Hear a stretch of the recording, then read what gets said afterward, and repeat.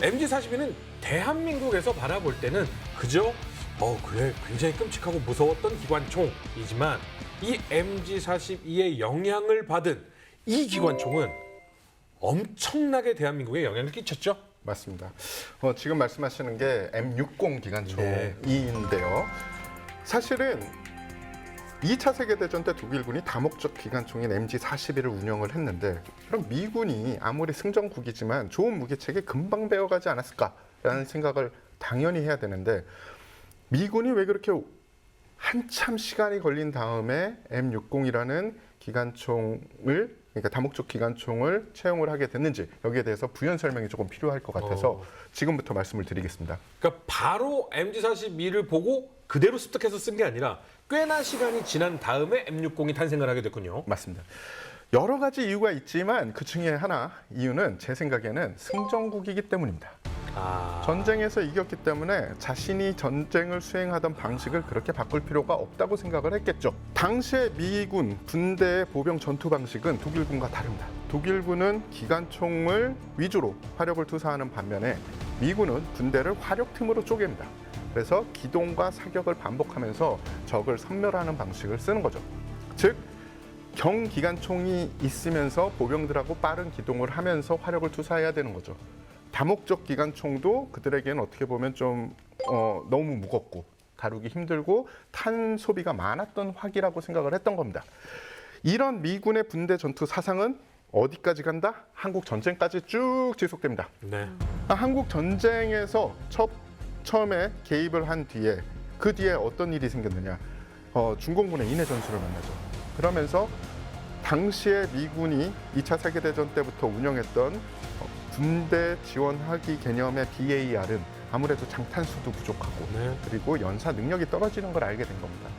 그 뒤에 그러면 우리가 우리의 군대 전투 개념은 해치지 않으면서도 다목적 기관총 역할을 하면서 많은 탄을 사용하지만 한정된 인원으로 운용할 수 있는 총기가 뭐가 있을까라는 그런 고민에서 개발이 시작된 게 바로 M60 기관총이죠. 그러니까 사실 조금 어떻게 보면 아쉬운 면이요. 만약에 MG42를 보고 야 이거는 우리가 빨리 도입해야겠다라고 만약에 개발이 이루어져서 한국전쟁 때 MG42 같은 기관총이 우리나라 방어군에게 있었다면 중공군은 정말 끔찍한 지옥을 경험하게 됐을 텐데요. 심지어는 당시에 미 국방 예산 가운데 지상군의 예산을 투입하는 것조차 사실은 꺼렸습니다. 예. 그 당시에 사람들 생각은 전부 핵무기에 고착이 돼 있었던 거죠. 생각해 보니까 그때 당시에 미 국방 예산의 넘버 1, 2, 3가 핵폭탄, B-29, VT 신관. 그렇습니다. 보병용은 아예 없었네요. 그렇게 해서 M60 기관총이 개발이 됐는데 군대 전투에 대한 사상은 변함이 없었던 거죠. 그러면 MG41을 그대로 카피하면 문제가 생기는 겁니다. 왜요? 너무 많은 탄수를 소비해야 되고 MG41을 운영하려면 탄약수, 사수, 그리고 또 한 명, 3명이 최소한 필요하지 않습니까? 그렇기 때문에 M60은 BAR 같으면서도 발사 속도는 MG42보다 좀 느리고 그리고 연속적인 사격이 가능한 총기, 서서도 쏠 수 있고 이 낮은 자세에서도 사격이 가능한 그런 총기를 원했던 겁니다. 그래서 무턱대고 좋은 MG42가 좋은 총기니까 이걸 그냥 카피해라고 할 수가 없었던 거죠. 그래서 미군은 또 다른 독일군 총을 이제 눈여겨 보게 됩니다. 그게 바로 FG42라는 총인데요. FG42의 이 가스 작동식을 참고하고 발사 속도를 1000발이 안 넘어가게 500에서 600발 정도로 한정을 합니다. 그러니까 분대를 따라서 우리 화력팀을 따라서 기동하면서 사격을 해야 되니까 서서도 쏠 수 있고 앉아서도 쏠 수 있고 누워서도 쏠 수 있는 그런 총기를 개발을 계속 지속하게 되는 거죠. 개발하는 개발사도 좀 사연이 많은데 처음에 이 MG60이 나오면서 제일 먼저 나온 불만 중에 하나가 총열 교환하는 게 쉽지 않다였습니다.